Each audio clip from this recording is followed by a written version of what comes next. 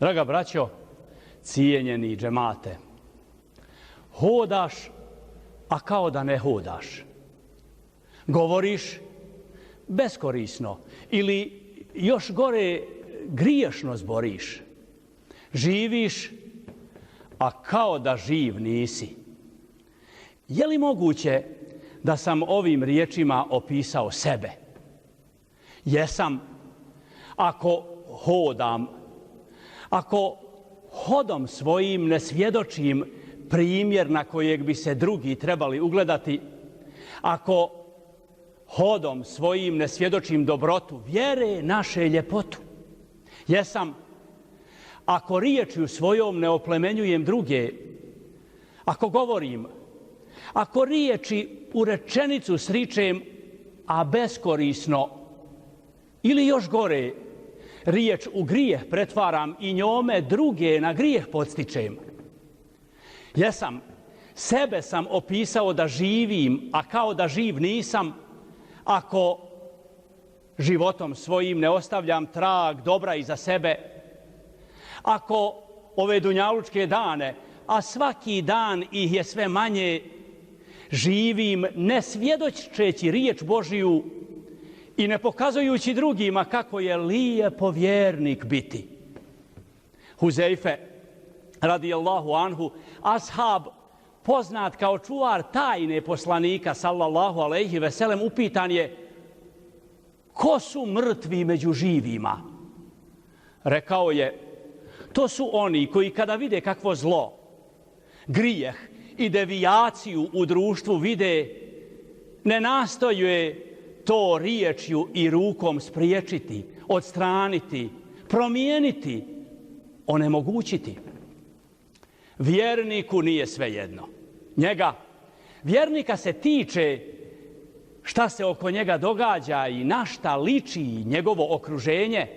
Hodajući pokazuje kako se brine o okolini i kako se društvo oplemenjuje. Kada vidi da neko prirodu uneređuje, ponašanjem svojim društvo unesrećuje, reaguje.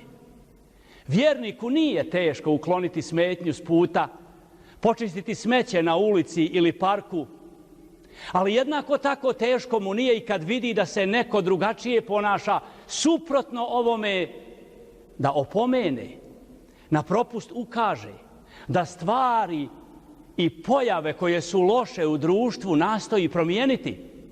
Šejh Ebu Sejd el-Haraz kaže da potpuni vjernik nije onaj kod koga ima mnogo ibadeta, nafila i kerameta, već onaj koji je s ljudima, živi s njima, kako on kaže, trguje, prodaje, kupuje, bori se, radi, ali ne zanemaruje svoj odnos sa Allahom dželešanuhu. To, braćo, znači da se vjernik ne izoluje iz društva, ne povlači se, već naprotiv, aktivizmom svojim svjedoči ispravnost i čvrstinu svoje vjere. Zar nije poslanik Muhammed a.s. rekao da čovjek koji se miješa s ljudima, učestvuje u akcijama, iste u svojoj lokalnoj zajednici predvodi i zbog toga trpi prigovore i uvrede od ljudi, bolji je od onoga koji to ništa ne čini, koji se posvetio ibadetu i ništa ga se ne tiče. Vjernika se tiče na šta liči ulica u kojoj živi, kako izgleda park i zelena površina kod njegove zgrade. Tiče ga se kako izgleda put u njegovoj mahali i selu i ne čeka da mu to neko uredi, već reaguje vjernički, tragajući za ljepotom, svjestan, zna da je Allah dželešanuhu lijep i voli ljepotu.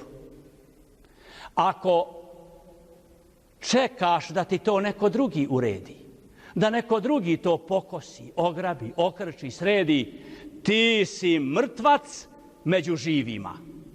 Enes, radijallahu anhu, ashab koji spada u grupu onih koji od poslanika prenose najviše hadisa, kaže: čovjek koji nema mnogo ibadeta, nema mnogo nafila, ali je lijepoga ponašanja, dostići će visoke stepene kod Allaha dželešanuhu. Za razliku od njega pobožnjak, koji se posvetio ibadetu, mnogo nafila praktikuje, ali je lošega, ružnoga ponašanja, veli Enes radijallahu anhu, on će završiti u najnižim dijelovima džehennema. Vjerniku nije svejedno. Njega, vjernika, se tiče kakvi su međuljudski odnosi i ni jednom riječju ne nastoji ih oskrnaviti, pokvariti, poremetiti. Zar nije naš voljeni poslanik Muhammed a.s. rekao da ko vjeruje u Allaha i sudnji dan neka govori samo ono što je dobro ili neka šuti? Podsjetit ću, Huzeife radijallahu anhu je rekao da je mrtvac među živima onaj koji vidi grijeh, vidi loše djelo i ne nastoji ga jezikom svojim spriječiti. Allah dželešanuhu zapovijeda: ti sa svakim lijepo i traži da se čine dobra djela, a neznalica se kloni. Traži da se čine dobra djela. Traži da se čine dobra djela, to je zapovjed Božija nama. Savjetuj djecu oko sebe da uče.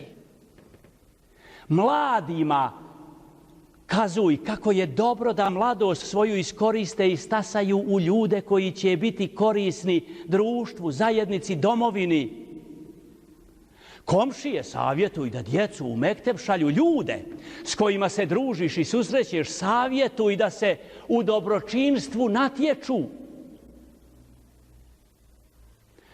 Ako si ravnodušan prema grijehu, ako ravnodušno prolaziš pokraj griješnika, ako ravnodušno posmatraš kako komšijska djeca, ljudi oko tebe u ponor grijeha propadaju, ti si tada mrtvac među živima. Ti umjesto da naređuješ dobro, a od zla odvraćaš, ti govoriš, a kao da šutiš, jer ne govoriš gdje treba i šta treba, a vjernik uvijek upravo tako se ponaša. Govori gdje treba i šta treba. Govori ono što je dobro ili šuti. Vjerniku nije svejedno. Njega, vjernika, se tiče kako se ljudi oko njega ponašaju i promatra šta su im prioriteti, koje vrijednosti preferiraju i življenjem svojim, vjere življenjem nastoji im pokazati koji je to obrazac s kojima je Allah dželešanuhu zadovoljan, koji će donijeti dobro svim ljudima na svijeta oba. Abdullah ibn Abbas radijallahu anhuma je upitan šta je to ugled.